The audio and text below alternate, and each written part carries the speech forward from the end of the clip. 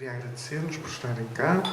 Vamos fazer uma apresentação curta. O Gonçalo vai apresentar o projeto geral do livro, vamos definir qual é o conceito que defendemos, o que é que nos parece importante, porque é que nós achamos que em Portugal poderíamos ter uma experiência piloto para tentarmos testar os efeitos desta ideia. Este é um livro escrito por 4 filósofos, portanto é um livro de filosofia política, e esta ideia que nós defendemos insere-se em teorias sobre o que significa a liberdade, o que significa a igualdade, o que significa a justiça e portanto, provavelmente vamos levar a conversa para estes conceitos. Pronto, então espero que passemos um bom momento juntos. Sim, se calhar. Bem, muito boa tarde. Então, como o meu colega Roberto Merrill disse, nós escrevemos a 8 mãos, 4 pessoas, este livro, O Rendimento Básico Incondicional, uma defesa da liberdade, que foi publicado em 2019, junho de 2019, pelas edições 70. Os autores são então o Roberto Merrill, a Sara Bizarro, eu próprio, Gonçalo Marcelo e o Jorge Pinto.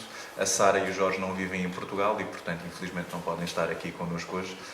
No entanto, é com todo o gosto que nós fazemos, de alguma maneira, a apresentação por eles.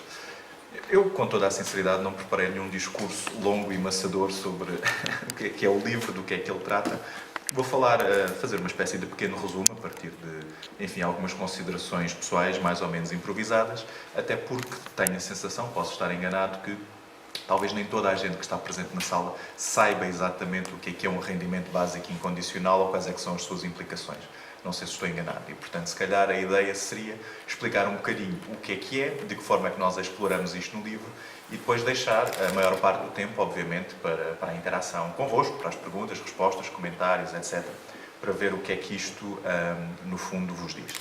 Ora bem, então, se calhar a primeira coisa é dizer o que é um rendimento básico incondicional. O rendimento básico incondicional, no fundo, é uma ideia, a ideia segundo a qual talvez fosse possível, e mesmo que não seja imediatamente possível, talvez fosse desejável um dia no futuro, nós podermos dar a toda a gente, de forma absolutamente incondicional, dentro, por exemplo, de uma mesma comunidade política, como um país, como Portugal, por exemplo, ou de uma comunidade supranacional, vamos dizer, por exemplo, a União Europeia, dar então a toda a gente uma quantia em dinheiro, um rendimento que fosse regular, distribuído, por exemplo, todos os meses, mas também poderia ser 2 em 2 semanas, ou todos os anos, ou o que fosse, mas que fosse suficiente para que as pessoas conseguissem viver acima de um limiar de pobreza e, portanto, com um mínimo de dignidade, baseadas nas suas próprias escolhas individuais sobre aquilo que poderiam ou não fazer com o dinheiro.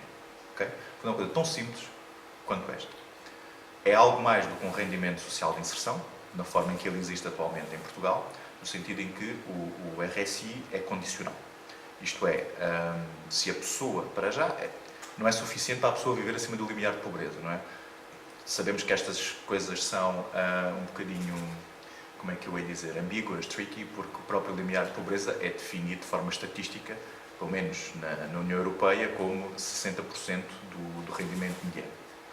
E nós sabemos que o rendimento social de inserção está muito abaixo disso, não é? O rendimento social de inserção andará à volta dos 200 euros, mais ou menos, qualquer coisa desse género, em 2020. Um rendimento básico incondicional seria superior. E ao contrário do rendimento social de inserção, não haveria a necessidade da pessoa estar ativamente à procura de trabalho, não haveria a necessidade da inserção do mercado de trabalho sob pena da exclusão, enfim, do rendimento. Porquê? A primeira coisa que se pode dizer é que está mais ou menos provado que, sendo necessário, nós podemos defender aquilo que quisermos, mas as pessoas que acreditam num Estado social forte e que proteja as pessoas tanto quanto possível, no fundo, consideram que os esquemas de rendimento mínimo são desejáveis, não é? Porque, apesar de tudo, dá-se algum dinheiro às pessoas. No entanto, na forma em que eles existem, por exemplo, o rendimento social de inserção, está mais ou menos provado que existem aspectos algo humilhantes, algo indignos, na burocracia associada e nas condições associadas à atribuição do rendimento social de inserção, que têm que ver com o caráter de inspeção permanente sobre a vida das pessoas e sobre as escolhas que elas tomam ou não tomam. O que, mesmo que nós não tenhamos uma objeção económica, podemos ter uma objeção ética ou moral ao facto de se submeter as pessoas a essas condições. Em segundo lugar, Também não é nada claro que este tipo de rendimentos sejam úteis para fazer as pessoas sair daquilo que normalmente se chama a armadilha da pobreza, ou a armadilha do desemprego. Porque se o rendimento só é atribuído se a pessoa não tiver já um determinado rendimento acima de X, e se a pessoa ao mesmo tempo está obrigada a aceitar a oferta de emprego ou de formação sob pena de exclusão no rendimento, o que pode acontecer é que na prática não é útil, não compensa a pessoa aceitar a oferta de emprego e, portanto, pode incentivar a economia paralela, ou seja, a pessoa ter biscates, digamos assim, não declarados na gig economy enquanto está efetivamente a receber o RSI, etc. E, portanto, em tese, em teoria, um rendimento básico incondicional sendo atribuído a todos, e a todos é mesmo de forma individual, universal e incondicional, lá está, por não ter qualquer tipo de condições, permitiria às pessoas escolherem de uma forma muito mais livre e muito mais digna o que é verdadeiramente necessário para a vida delas. E forneceria, então, em tese, uma coisa que é a segurança económica, que é mais do que a segurança laboral e que hoje em dia muito pouca gente tem, só quem tem direito a um contrato de trabalho fixo, estável, ou que tem rendimentos de outra origem, não é? Pode ser um herdeiro, ou pode ter rendimentos de capital, pode ser rico, ter, enfim, riqueza, património, mas quem não tem essa segurança económica. E pela sua regularidade e pelo facto de ser suficiente para se viver acima do limiar de pobreza, estamos a falar, por exemplo, em Portugal, hoje em dia, 500 euros por mês, okay?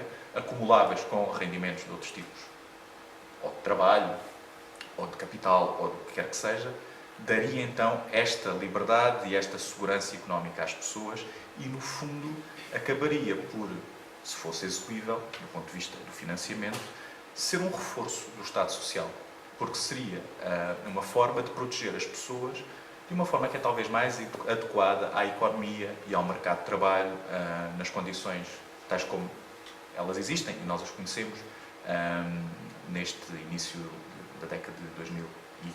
Okay? Posto isto, o que é que nós fazemos no livro? Nós exploramos esta ideia em múltiplas vertentes.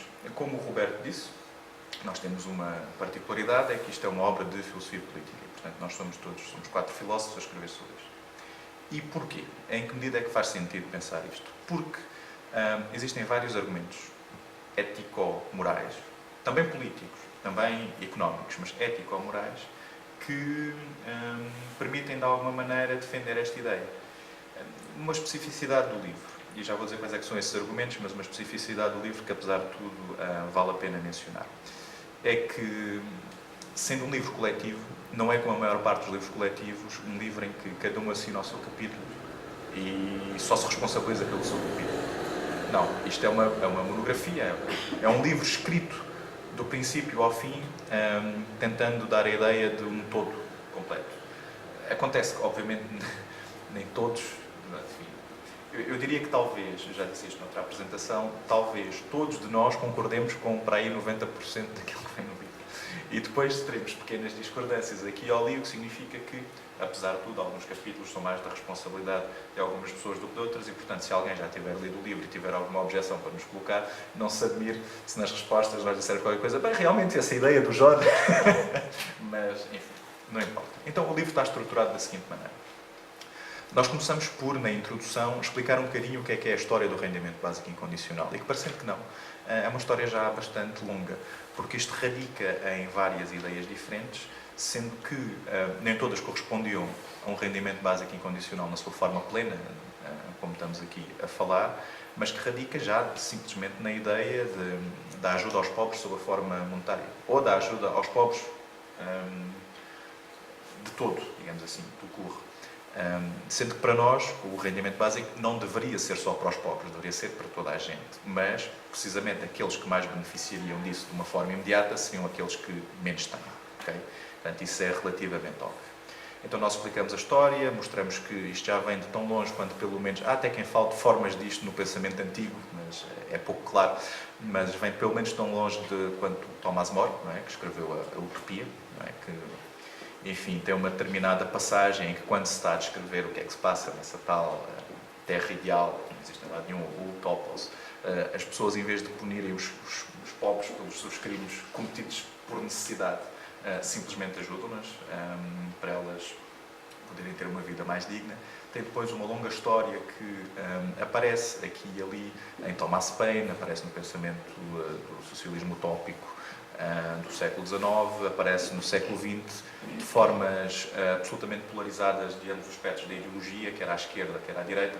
Obviamente que à esquerda como uma forma de solidificar o Estado Social, digamos assim, à direita eventualmente como forma de tentar liberalizar tudo e talvez substituir o Estado Social que temos pelo rendimento básico incondicional, visão que não é a nossa e que não é a visão de 95%, sei lá, não vou dizer 99%, a visão de 95% das pessoas que apoiam hoje em dia a ideia do rendimento básico incondicional. Porque a maior parte das defesas disto vem precisamente do facto do precariado, vem do facto da quarta revolução tecnológica e a suposta escassez de emprego disponível por causa da substituição tecnológica, vem da ideia do reforço do Estado Social, precisamente a partir de uma perspectiva que podemos dizer, sem qualquer tipo de ambiguidade, de esquerda. Posto isto, também à esquerda, quer à direita, existe muita gente, eventualmente até uma maioria de gente que rejeita completamente a ideia, por diversos motivos que depois podemos discutir, que, na minha opinião, não são tanto económicos quanto culturais e que têm que ver com a forma como nós consideramos que o trabalho é absolutamente central e tem uma componente até moral na vida das pessoas e da sociedade, de tal maneira que não foi sempre assim. Para os gregos antigos não era assim, mas a determinada altura da nossa sociedade começou-se a considerar que quem não tivesse vidas produtivas, vidas de trabalho, seria talvez indigno.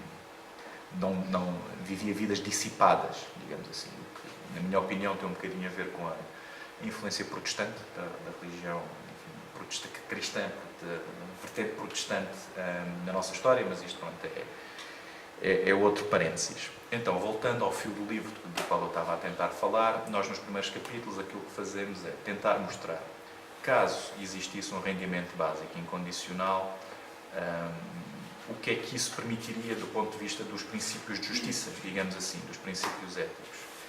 Então, eu posso-vos ler basicamente e explicar assim de forma muito curta cada um deles. Portanto, na introdução explicamos o que é um rendimento básico incondicional. No capítulo 2 falamos do rendimento básico incondicional do ponto de vista do que é que permitiria, do ponto de vista do princípio da liberdade e da liberdade real. Depois, do ponto de vista da igualdade e, sobretudo, da igualdade de oportunidades, e também do ponto de vista do que é que seria uma democracia deste género. Okay? Com a ideia, que é uma ideia que nós temos sempre ao longo do livro, de tentar distinguir na prática o plano da desejabilidade do plano da execuibilidade. Okay? E, portanto, em primeiro lugar, temos de nos perguntar, ainda antes de nos perguntarmos se vamos implementar ou se não vamos implementar, ou se é possível implementar ou se não é possível implementar, porque é que isto eventualmente poderia ser desejável implementar. E já agora dizer que eu acho que, bem, efetivamente, não estamos 100% alinhados em todas as posições, nós os quatro, mas eu diria que somos todos defensores do rendimento básico até certo ponto. Isto é, somos defensores não dogmáticos do rendimento básico. E, portanto, parte do nosso esforço aqui é, a cada momento, cada vez estamos a falar dos argumentos, eventualmente, a favor do rendimento básico, também, enfim, apresentar e discutir, em alguns casos tentando rebater totalmente, noutros nem tanto, as diversas objeções que podem ser colocadas à possibilidade do rendimento básico. Não sei se tu queres querer por aí, eventualmente talvez deixar isso para a discussão, se for caso disso. Mas então, basicamente, argumentamos que o rendimento básico daria liberdade real às pessoas. O que é a liberdade real? É a liberdade que só é providenciada quando as pessoas tiverem condições reais para a exercer.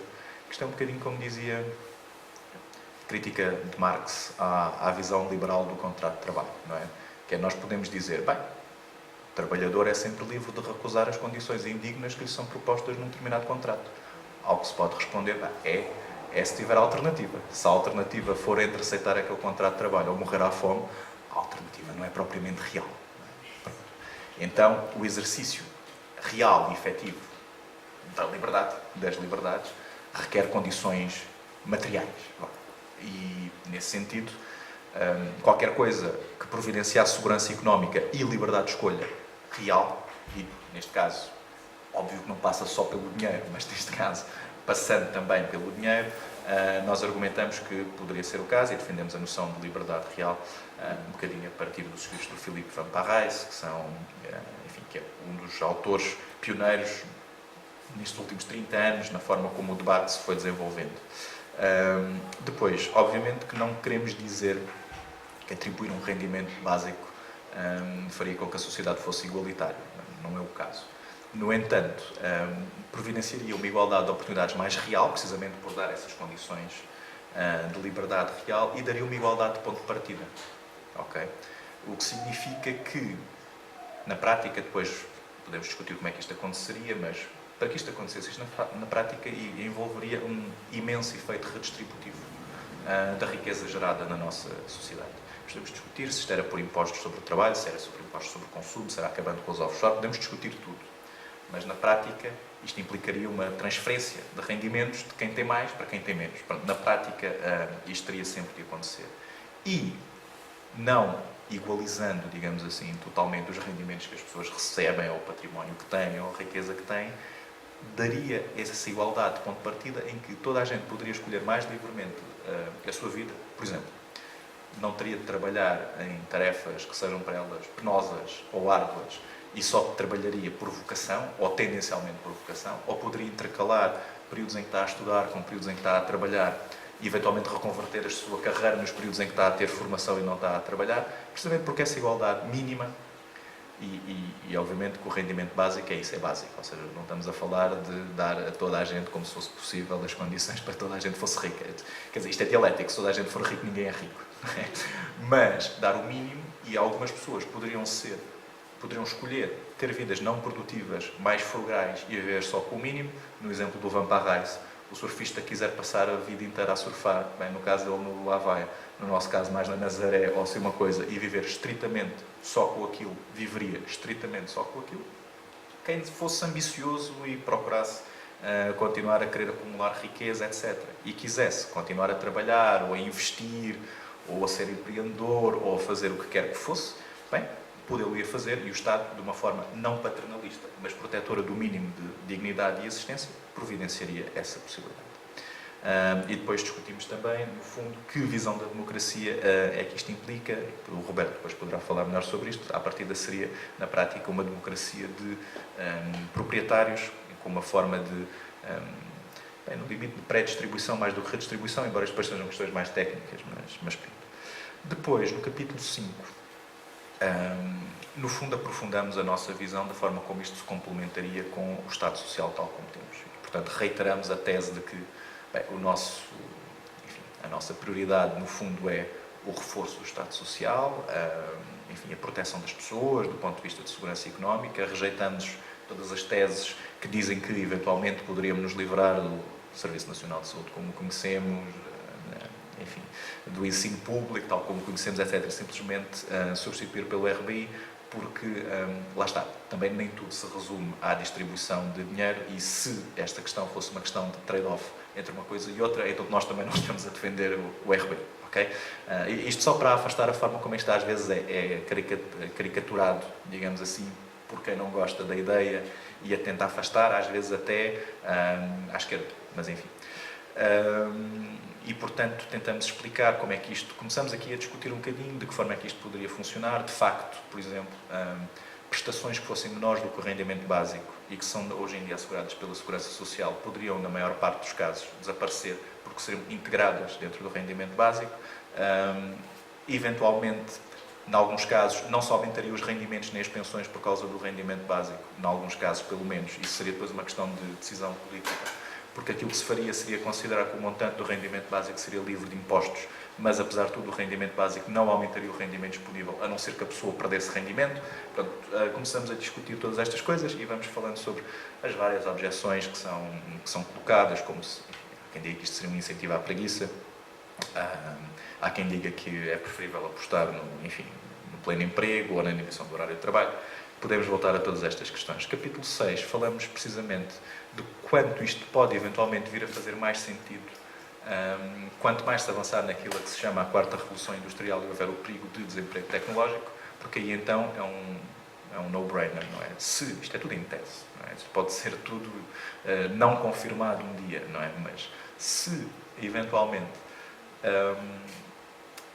for possível continuar a produzir e, no fundo, a crescer economicamente com maior recurso à tecnologia e com menor necessidade de mão de obra humana, e se ao mesmo tempo não se alterar de uma forma radical a forma como o Estado protege socialmente as pessoas, então estaremos face a uma situação em que cada vez mais pessoas, tendo necessidade de trabalhar para sobreviver, não o conseguirão porque não há empregos disponíveis, e essas pessoas ou sofrerão cada vez mais de pobreza, desigualdade, ou mesmo precariedade total na gig economy, com pequenos empregos, mal remunerados e tarefas penosas que só são feitas para sobreviver e que são intermitentes, ou então aproveita-se essa riqueza de alguma maneira ou há quem fala em taxar as máquinas, há quem fala em taxar as empresas que têm a substituição tecnológica acima de limiar X, etc. Mas tomar uma decisão que é uma decisão que tem que ser política, em última instância, de redistribuir esse rendimento, que é criar essa riqueza, que é criada até a mais com o aumento de produtividade permitida pela maior penetração do fator tecnológico, e redistribuir pelas pessoas sob forma de um RBI. Depois temos 2 capítulos, um sobre possíveis modalidades de financiamento e outro sobre a grande especialidade do Roberto, que é a implementação dos projetos piloto, porque a verdade é que isto não existe em larga escala em lugar nenhum. No entanto, testes com possibilidade de implementação de um RBI ou formas de existência de distribuição de rendimentos de forma regular, embora não básica, ou seja, não suficiente para que as pessoas vivam com o mínimo de dignidade, isso existe. Okay? No Alasca, já há muito tempo, em que basicamente aquilo que se faz é, partindo do pressuposto que a terra é comum, a terra é de todos, e que, portanto, a exploração dos recursos naturais, sendo os recursos naturais de todos, deve poder dar aso, caso aconteça, a uma redistribuição por todos, faz com que, pelo facto de haver sobreexploração do subsolo, por causa do petróleo e tudo mais, uma parte dos rendimentos daquilo que é feito é paga pela empresa que faz a exploração ao Estado, sendo que o Estado redistribui de forma anual, portanto não é todos os meses, etc. E é um montante pequeno. Vamos a falar, não sei, vamos dizer 2.000 euros por ano, depende dos anos, depende da exploração, etc. Portanto, não corresponde aos requisitos para ser considerado um RBI, mas é distribuído às pessoas. E depois, enfim, toda a gente ouviu falar normalmente do caso da Finlândia, não é? Que fez um projeto piloto muito limitado, com muitos problemas, o Roberto poderia falar mais sobre isso, atribuindo a 2.000 pessoas que já estavam em condição de, enfim, recebimento de assistência social, atribuiu durante 2 anos também um montante, nesse caso já suficiente para ser considerado um rendimento básico, enfim, mas foi apenas um teste piloto, ou seja, um teste desenhado para ver quais os efeitos da atribuição do rendimento, consoante as variáveis que se decidem no teste, e que não é atribuído de forma universal, era só para aquelas 2.000 pessoas. Há quem diga que correu mal, enfim, o Roberto eventualmente dirá que os resultados até foram positivos, mas que de todo o modo foi o governo que falhou, porque não levou o projeto exatamente como ele poderia ter sido levado até ao fim, etc. E depois, no final, o último capítulo, que é um capítulo, enfim, mais da responsabilidade do nosso ambientalista ausente, o nosso amigo Jorge Pinto, que alguns de vocês conhecerão porque foi cabeça de lista do LIVRE, aqui pelo Círculo do Porto, nas últimas eleições legislativas. No fundo, aquilo que tentamos fazer é enquadrar a problemática do RBI numa problemática muito mais vasta, que já nem sequer é só a do Estado Social, das transformações do mercado de trabalho, ou do que seja, não da urgência ecológica. Okay? Perguntando-nos até que ponto é que seria possível e desejável conciliar a atribuição de um RBI com outro tipo de medidas que, em conjunto, visassem não aquilo que isto também, em última instância, poderia ser, que seria apenas um aumento do consumo e da lógica capitalista, tal como nós a conhecemos, não é? Mas, pelo contrário, um rendimento básico que permitisse às pessoas, ou a cada vez mais pessoas, não tendo a necessidade de levar vidas produtivas, viverem de forma mais frugal e alterarem os seus hábitos de consumo e as suas decisões económicas, precisamente em virtude do facto de existir um rendimento básico. Depois isto tem especificidades, das quais eu não preciso entrar aqui na apresentação, mas é, no fundo, uma experiência de pensamento. Nós, em relação ao financiamento, temos as nossas ideias. Eu, pessoalmente, acho que é mais fácil implementar isto à escala supranacional, por exemplo, à escala da União Europeia, do que propriamente à escala portuguesa, por exemplo, mas isso, enfim, podemos depois discutir mais tarde. Dizemos que somos, apesar de tudo, um pouco agnósticos do ponto de vista do financiamento, ou seja, se isto fosse para ser execuível, o financiamento poderia vir de diferentes lados. No entanto, se o objetivo é falar daquilo que talvez fosse desejável, por exemplo, tendo em conta a urgência ecológica, então a versão de rendimento básico que nós apresentamos no final seria talvez a mais desejável, pelo menos para o Jorge, para permitir, enfim, coisas como o decrescimento da economia e um mundo mais sustentável, com menos consumo de recursos em geral. Pronto. Não quer dizer que seja a única solução, longe disso. Não quer dizer sequer que haja solução. A nossa ideia é começar a debater a desejabilidade.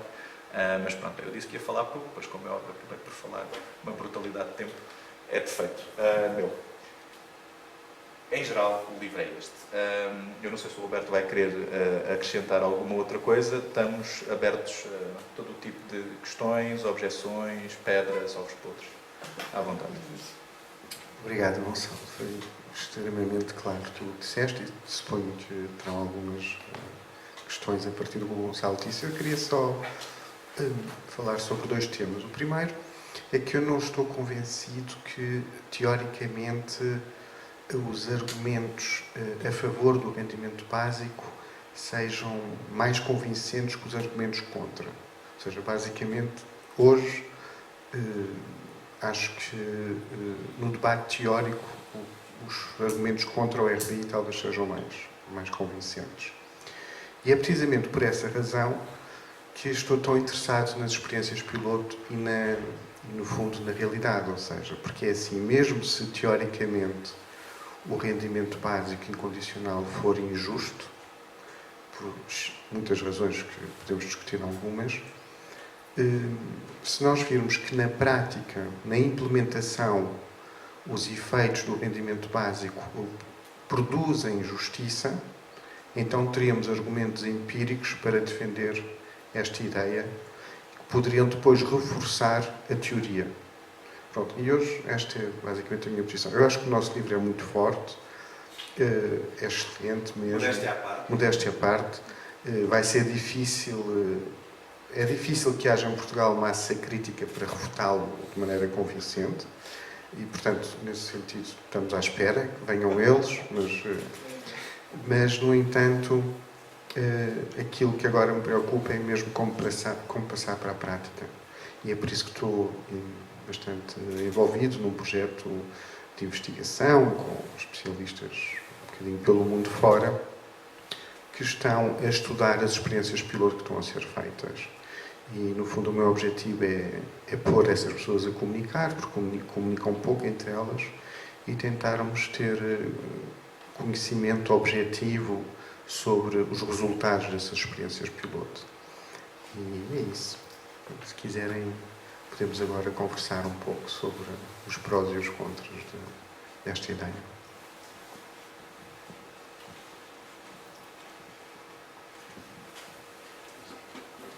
Nesses países onde já está a funcionar, de certa forma, a experiência, quais são as formas de financiamento em cada uma dessas experiências que foram implementadas?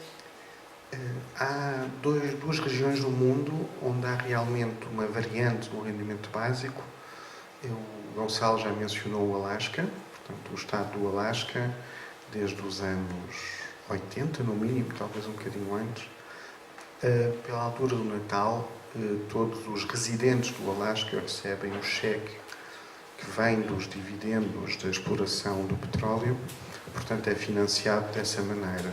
No fundo é financiado através da produção, enfim, de uma empresa do Estado do Alasca que distribui esse dinheiro em vez de gastá-lo para, pelo menos uma parte desse dinheiro, distribui diretamente aos cidadãos.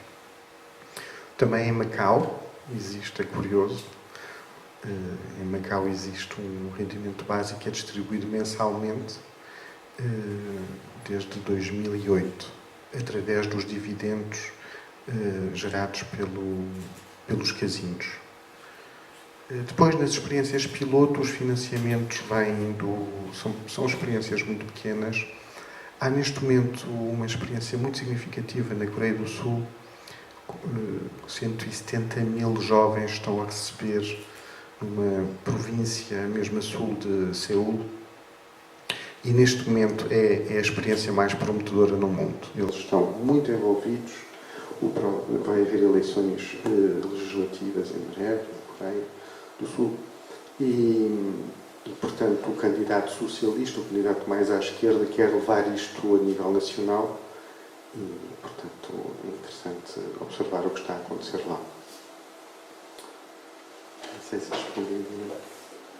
Eu acho muitíssimo bem isso do rendimento, mas depois de lhe dar a informação de compras, como é que eles haviam de gastar dinheiro, terrenos abandonados eles cultivarem e daí comer e até vender, não os deixar sem uma formação de sentar-se na cadeira e receber o dinheiro. E buscá-los à raspadinha, às grandes fortunas, aos bancos. Para aí porque com os robôs, quando vier agora tudo da robótica, isso vai ter de acontecer. Muita gente vai ficar sem emprego. Isto é uma ideia que eu tenho. Sim, obrigado. Sim, em relação ao financiamento, de facto há várias hipóteses. Há uma objeção que às vezes se coloca e que é uma objeção forte, e que eu acho que é muito a objeção que o Roberto tem em mente quando diz que no debate teórico talvez as objeções possam ser mais fortes do que as vantagens associadas ao RBI, que é a objeção da reciprocidade, que é a objeção segundo a qual a sociedade enquanto tal é um esquema cooperativo, digamos assim, e que, portanto, para que possa haver assistência ou para que a pessoa possa receber qualquer coisa que venha da sociedade, neste caso do Estado, sob a forma de um rendimento, então essa pessoa também deve poder dar algo de volta, obrigatoriamente. Okay? Não é tanto o pressuposto do rendimento básico incondicional pensado na sua forma mais pura, isto é, incondicional, porque na sua forma mais pura ele é radicalmente não paternalista, que é como quem diz. No exemplo do Roberto, imaginemos o Orlando, que é um rapaz que aquilo que gosta de fazer da vida é estudar filosofia. Só estudar filosofia. Nem sequer é escrever sobre filosofia, é ler filosofia. Se em última instância o Orlando decidir ser um inútil, entre muitas aspas, isto é, ter uma vida não produtiva e passar a vida inteira em casa a ler sem chatear ninguém livros de filosofia, então, de um ponto de vista de um rendimento básico incondicional, e então? Não está a chatear ninguém, está em casa a ler livros de filosofia. Mas a objeção é, de facto, uma objeção forte. E existem outras... A senhora falou de várias coisas diferentes. Existem outras versões que advogam qualquer coisa como um rendimento básico, mas não de forma totalmente incondicional. Por exemplo, um economista, o Atkinson, que é um dos grandes especialistas da desigualdade, e outras pessoas defendem uma versão que é do rendimento participativo. Isto é, que a pessoa deveria receber, de facto, qualquer coisa, eventualmente algo que seja ou modesto ou mesmo apropriadamente básico, mas não sem com isso poder contribuir. Seja isso sob a forma de, eu quero que seja, serviço comunitário, ajuda a causas sociais, etc. Isso é talvez uma via intermédia possível. No entanto, quem defende o rendimento básico na sua forma mais pura diz o seguinte: bem, normalmente outra das objeções é isto é um incentivo à preguiça, que é, se vamos dar isto às pessoas todas, a maior parte delas não vão trabalhar. E aqui podemos dizer duas coisas. A primeira é, será que é mesmo preciso que todas as pessoas venham a trabalhar no futuro tal como precisam hoje? Talvez não, por causa da questão do desenvolvimento tecnológico, etc. Mas isto é uma hipótese, não é? Pode ser isto como se o contrário. Se calhar daqui a 50 anos está tudo igual, não sabemos, não é? Mas as previsões hoje em dia apontam para que provavelmente haverá necessidade de menos mão de obra. Se houver necessidade de menos mão de obra, no fundo, a questão de obrigar as pessoas a trabalhar para viver, ou seja, de acoplar a possibilidade de subsistência à necessidade de um rendimento, é meramente moral. Isto é, será que se nós não precisarmos todas as pessoas... Será que se a economia não precisar que todas as pessoas trabalhem para prosperar, se deve obrigar as pessoas a trabalhar só porque se acha que isso é um dever? E as pessoas que defendem o rendimento básico na sua forma mais pura dizem que não, até advogando que não é verdade que isto... Outra coisa que se diz para acusar esta hipótese é de que a única liberdade que se dá é a liberdade de mercado. E, portanto, seremos todos inúteis, teremos mais dinheiro, consumiremos parvoíces e não faremos nada de jeito. Ou que não trabalharão porque, precisamente, é um incentivo à preguiça. Bem, várias coisas. A primeira o contra-argumento do incentivo à preguiça persegue toda a história do Estado Social desde o seu início até agora. Querem saber o que é um incentivo à preguiça? Férias pagas. Imaginem as discussões no início do século XX, por exemplo. quê? Pagar aos meus trabalhadores para eles estarem um mês durante o verão sem fazerem nada. Era o que faltava. Redução dos horários de trabalho, 40 horas, 35 horas, exatamente a mesma objeção. E depois também joga um bocadinho com a forma como nós pensamos, ok? E de alguma forma os preconceitos que nós temos associados não tanto ao nosso próprio comportamento quanto ao comportamento alheio, que é as experiências, não as experiências piloto, mas as experiências de inquéritos no meio da rua mostram isto. Se vocês perguntarem a qualquer pessoa o que é que ela faria com um rendimento básico, e nomeadamente se ela deixaria ou não deixaria de trabalhar, 90 e tal % das pessoas vão dizer que não deixariam de trabalhar, simplesmente usariam o dinheiro para qualquer coisa que querem fazer, ou para a sua própria segurança, etc. Quando se pergunta sobre os outros é que a preocupação existe, não é? Os outros, desgraçados, preguiçosos, não querem fazer nada. Não é? E, portanto, também não é garantido que, se este raciocínio se aplicar a toda a gente, não é nada garantido que as pessoas deixassem de querer ter mais, até porque o rendimento básico seria mesmo isso, somente básico e não mais.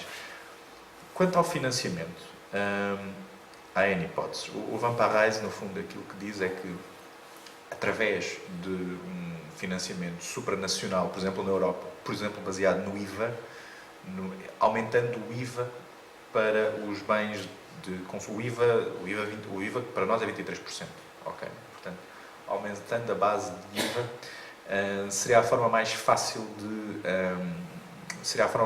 implementar a coisa por vários motivos. Primeiro, porque o IVA já está harmonizado, as regras do IVA já estão harmonizadas dentro da zona euro. Temos a mesma moeda, isso é determinado pela União Europeia. O segundo, é o único imposto suficientemente alto para poder gerar um nível um nível de receita, de coleta, digamos assim, suficiente para poder dar um rendimento que fosse, se não apropriadamente básico, pelo menos a caminho. Ele diz que poderia ser de base de 200 euros à escala da União Europeia e depois ser adaptado para cima ou para baixo consoante o nível de vida dos diferentes países, o PIB per capita, etc.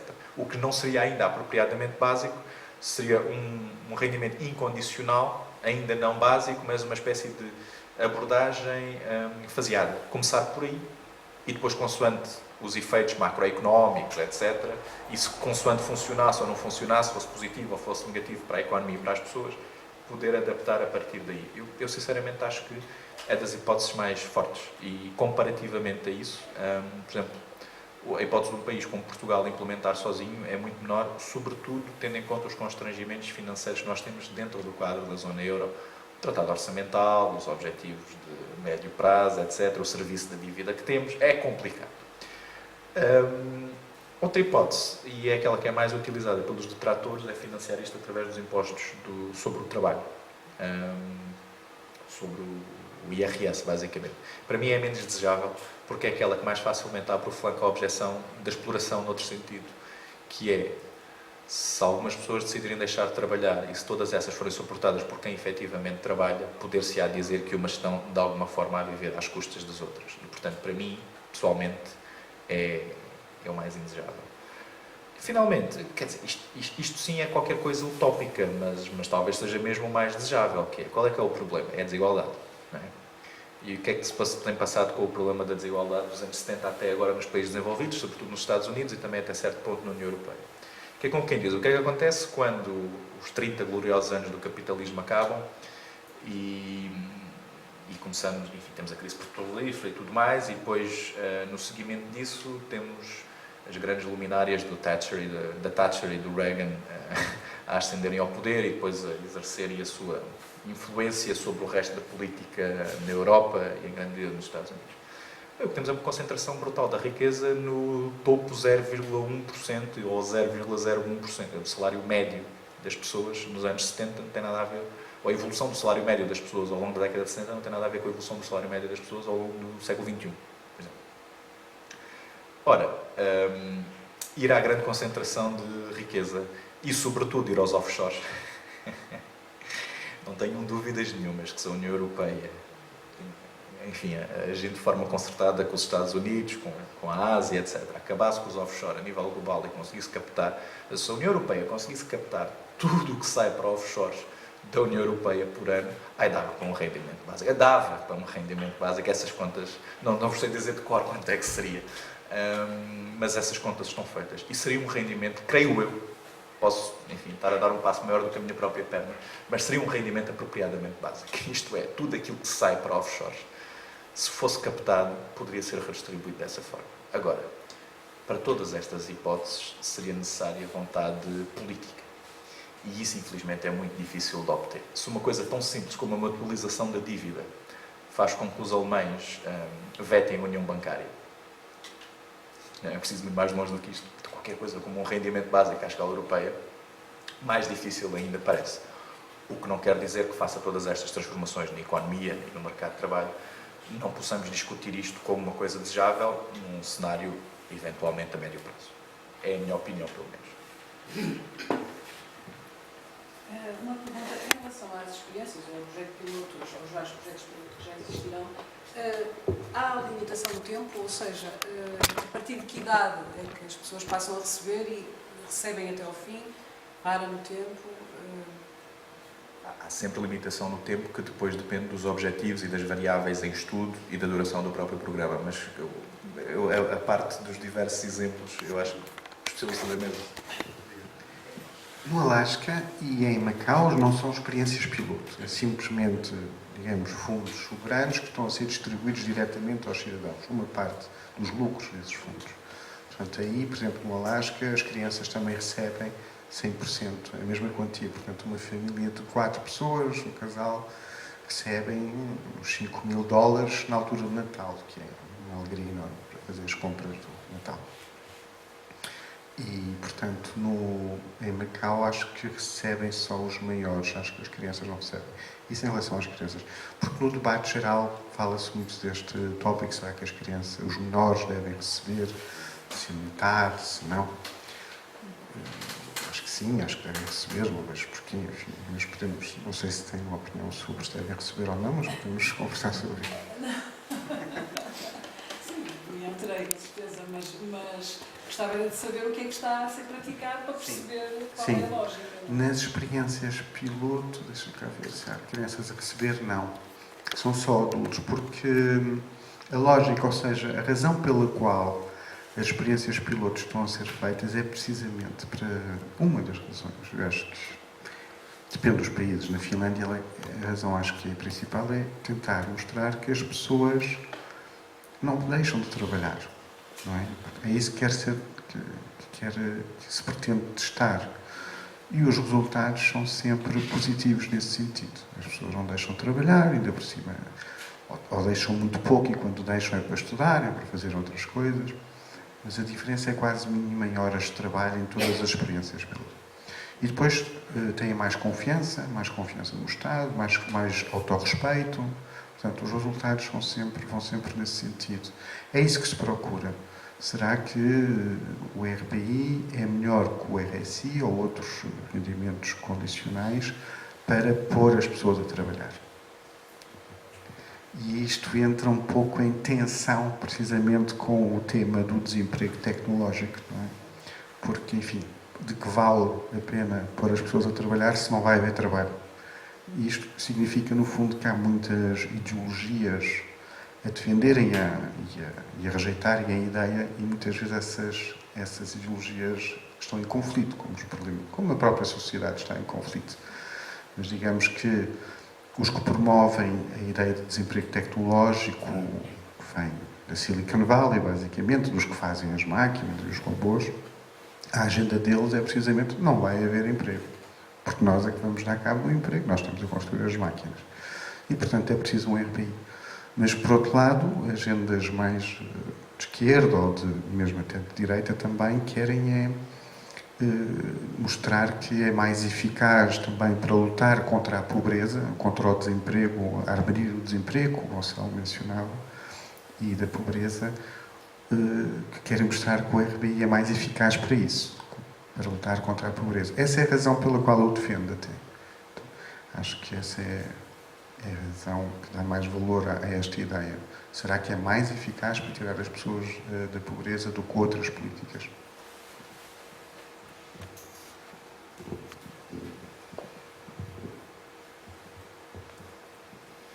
Já agora, eu gostava de abordar a questão do rendimento universal do seguinte ponto de vista. Para mim é um direito, ou deverá ser um direito fundamental. Agora levantou-se a questão de se os menores devem ou não receber um rendimento. Eles já recebem um rendimento, todos os menores recebem. O Estado providencia a educação. E isso custa milhões. Já. Portanto, este direito fundamental à educação é um rendimento que é distribuído a todos os jovens e miúdos. Há ainda um outro direito, que é o direito à saúde, que nós aqui em Portugal temos, e é ótimo, e é também um rendimento que é distribuído à população incondicional. Porque ninguém tem que trabalhar para ser atendido num hospital. Isto para nós é óbvio, não é óbvio para toda a gente. A discussão dos últimos anos nos Estados Unidos é impressionante. A primeira vez que eu li o nível de discussão, tendo nós já vivido e tendo nós já um Sistema Nacional de Saúde, é como é que é possível não defender isto, o que nós temos aqui. Portanto, para mim, a questão do rendimento universal é mais um direito que deve ser, que é o direito à vida digna. Portanto, faz parte. Se nós achamos que temos direito, ou que os cidadãos devem ter direito a uma vida digna, isto significa que deve ser um rendimento para toda a gente deve ter um rendimento, não deve andar... É isso, eu acho que fica claro a extensão... Não ter dinheiro para comer. Portanto, para mim é um direito republicano, faz parte da liberdade, da igualdade e da fraternidade. E já agora, a fraternidade, quando falamos, já vemos onde é que se há de ir buscar na minha opinião, o rendimento, não é? Através da distribuição da riqueza. Portanto, vai ser com o IVA ou com o IRS, por exemplo, um estudo aqui há uns anos na Universidade de Barcelona apontava para o IRS. Portanto, eles tiveram acesso às folhas do IRS, na altura houve uma grande discussão a nível do Estado de Barcelona, da Catalunha. E, portanto, eles tiveram acesso a algumas centenas de milhares de declarações de rendimento e deram uma proposta, posso dizer que era mais ou menos o rendimento básico não era taxado, todos os outros rendimentos eram taxados a uma taxa de 52, qualquer coisa por cento. Isto chegava para financiar portanto, o rendimento básico. 200 euros. 200 euros, sim, mas isso tem a ver com os dados deles, mas do ponto de vista de financiamento, os dados eram, portanto, taxas do IRS de 52%. João, quando dizes que todas as pessoas devem ter um rendimento, isso já existe. O RSI é precisamente isso. A única diferença é que tu achas que as pessoas podem ter um rendimento sem fazer nada. Pronto. Mas, não se exige nada. Pois. Mas não sei se a tua analogia com o sistema público de educação e de saúde, que eu costumo utilizar também, mas tenho as minhas dúvidas, porque no caso da educação e mesmo na saúde há argumentos de bem-estar, welfaristas, dizem que nós fazemos isto porque sabemos que assim cidadãos doentes não podem trabalhar bem, não podem contribuir. Cidadãos sem educação não podem contribuir. Há sempre uma ideologia de tal argumento da reciprocidade que fundamenta esse acesso. E eu não sei se o RBI pode ser adicionado a esse tipo de coisas que nós já temos, não é? De direitos que nós já temos, da mesma maneira, porque precisamente não exige mesmo nada. Mas, não sei. Só dizer uma coisa. Relativamente ao RSI, uma das condicionantes do RSI, para além da procura de trabalho, é que quando têm dependentes, eles têm que estar obrigatoriamente a frequentar a escola. Portanto, a escola é uma obrigação para receber esse rendimento. Portanto, isso altera um bocadinho as coisas. Vou aproveitar para dizer que eu, assim, teoricamente, concordo em absoluto com o rendimento básico incondicional, e que ouço muitas críticas, e as críticas vão sempre, muitas vezes, elas começam sempre no sentido de dizer que estamos a premiar preguiçosos. E é obviamente que isso só tem no seu conceito o facto de nós estarmos condicionados a pensar que nós, em vez de sermos seres humanos, somos produtos de produção. Portanto, nós somos máquinas que têm que produzir. E isso está sempre à frente do ser humano. E este rendimento, de facto, dignifica a condição de ser humano. É evidente que depois põem-se imensas questões, eu também ponho muitas questões, mas então vão receber e vão-se dar à preguiça, não vão fazer nada. Mas esse não fazer nada é um direito individual que pode existir. E a liberdade individual pressupõe também a possibilidade de individualmente serem feitas más escolhas, ou boas escolhas. Isso é que é ser livre. O contrário disso é imposição, é obrigação. E acho que nesse sentido, de facto, tem no seu pensamento, este rendimento, a dar essa liberdade. Agora, depois há muita questão. Então, mas se eu quiser, então, a partir desse momento em que recebo o rendimento, eu só vou ler livros, ou eu vou passar os meus dias a contemplar a natureza, o quê? Onde é que vamos buscar os médicos, os professores, as pessoas para produzir o pão e as coisas para a alimentação, para a agricultura? São questões que se levantam, não é? Mas acho que é bom discuti-las. Desculpa, já agora só acrescentava isto. Essa ideia de que isso poderia fomentar o aumento dos tais preguiçosos, entre aspas, também é um bocadinho virtual, porque o trabalho, o homem, por natureza, trabalha, tem que trabalhar, tem uma apetência para trabalhar, faz parte da sua vocação natural. Portanto, acho que é um argumento um bocadinho falacioso, a questão dos possíveis preguiçosos, porque não acredito que nenhum de nós pudesse estar à sombra de um rendimento básico incondicional sem fazer rigorosamente nada. Podia desenvolver projetos individuais, fazer... Portanto, essa de preguiçosos é assim um bocadinho fácil, é um argumento um bocadinho fácil e gratuito, acho, em certa medida. Sim, eu vou deixar responder, se calhar, sobre emprego e trabalho, a distinção, mas é assim, eu não acho que na nossa sociedade nós tenhamos preconceitos contra os preguiçosos, porque nós já temos imensos preguiçosos. São os que têm dinheiro para poderem ser preguiçosos. Só que esse direito à preguiça não está distribuído.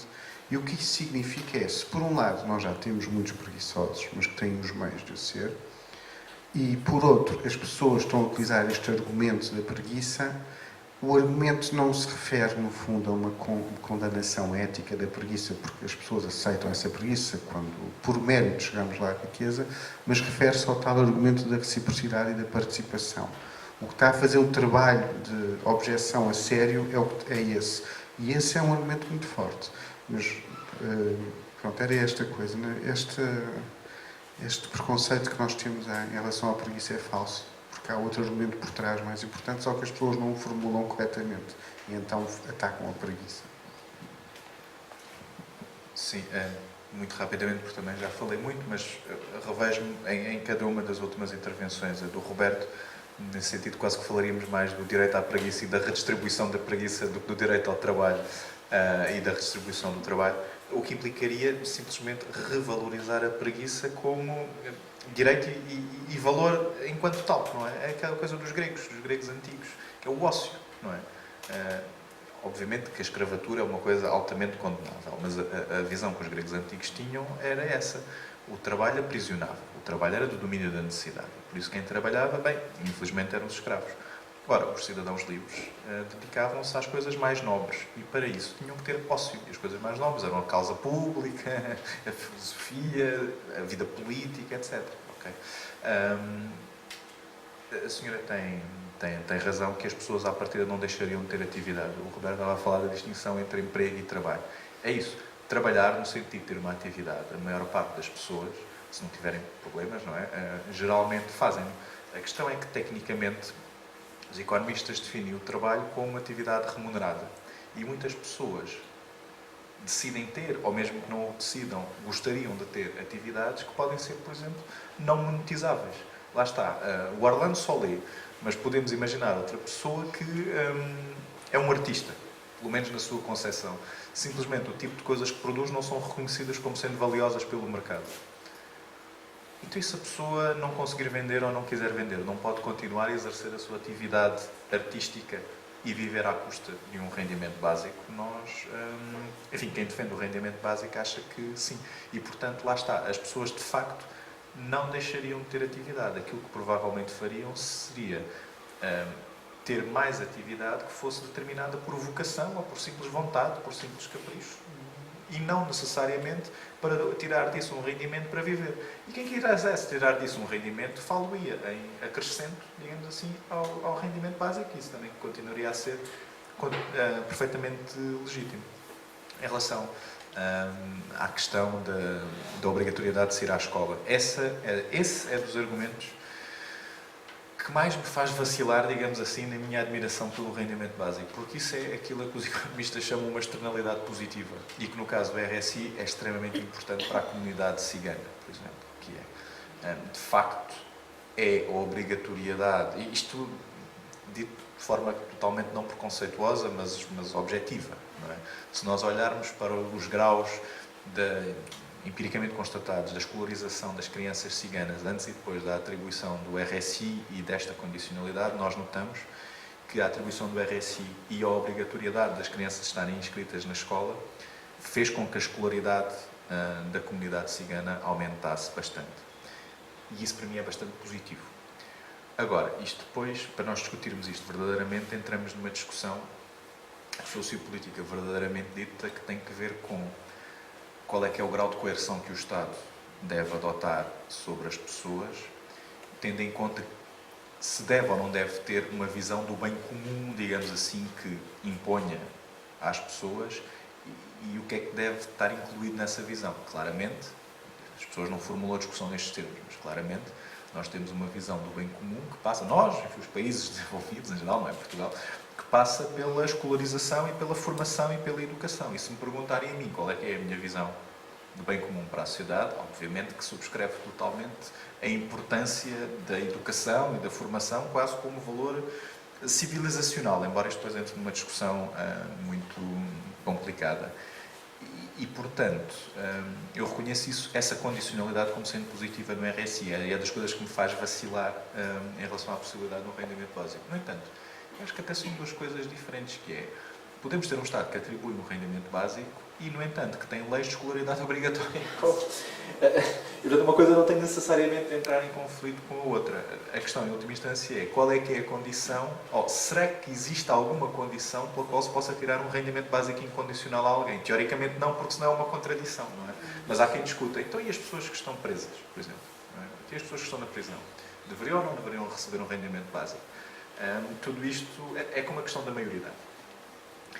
O argumento a favor de se dar isto só a pessoas maiores de idade, eventualmente, é o argumento da liberdade individual, que é pessoas que estejam em situação de dominação, no sentido propriamente dito, podem ver os seus rendimentos capturados, por exemplo, por um pai ou assim, uma coisa que seja injusto. Não quer dizer que isto aconteça, mas as condições de exercício da autonomia individual que nós pressupomos que legalmente são aos 18 anos, pode ser noutra altura qualquer, pode ser um fator importante a ter em conta na discussão. É claro que talvez existe a possibilidade da pessoa receber e aquilo ficar ali fechadinho numa conta para depois a pessoa utilizar aos 18 anos. Mas aí, empiricamente, também se pode demonstrar que a possibilidade de haver uma má escolha nesse momento é maior, porque é diferente de uma pessoa receber todos os meses um pequeno X do que a pessoa um dia fazer 18 anos e receber um grande Y. Aos 18 anos, se calhar a probabilidade dela fazer uma grande asneira com esse dinheiro também pode acontecer, mas isso é como em tudo.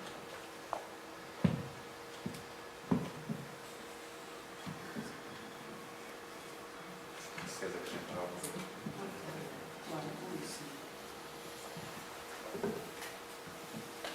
Sobre as prisões a receber, eu sou contra, porque primeiro eles fizeram mal à sociedade que têm de pagar. E estão a ser alimentados e tudo à custa dos impostos. Portanto, já ali dentro, agora quando sair, é diferente. É um argumento válido. Eu não tenho uma opinião formada de Eles já recebem, já têm um rendimento, eles são alimentados, não é? E têm de pagar por aquilo que fizeram à sociedade.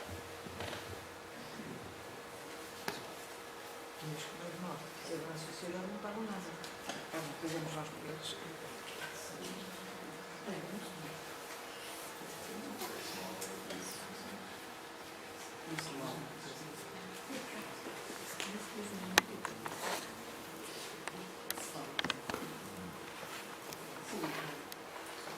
É possível que tenhamos agora no próximo Congresso do PSD uma outra moção que vão apresentar o FBI, mesmo o Carlos Moedas. Nós não dissemos isto, mas em Portugal há dois partidos que, não sendo totalmente claro, mas apesar de tudo são simpáticos à ideia do rendimento básico, que é o LIVRE e o PAN. Okay? São dois partidos que no passado, enfim, têm emoções internas, etc. Não quer dizer que faça parte da doutrina oficial do partido, dos programas, mas são partidos que tendem para ser favoráveis a uma hipótese de RBI, depois com diferentes modalidades. Okay? E pronto, e depois o Roberto estava a mencionar que nós temos o PSD, por exemplo, tem algumas pessoas para quem a ideia é simpática. O próprio Bloco tem uma tendência minoritária, segundo creio.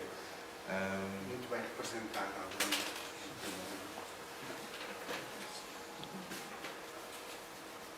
Bem, se não houver outras coisas, nós vamos passar à distribuição dos RBIs, é só deixarem o nome.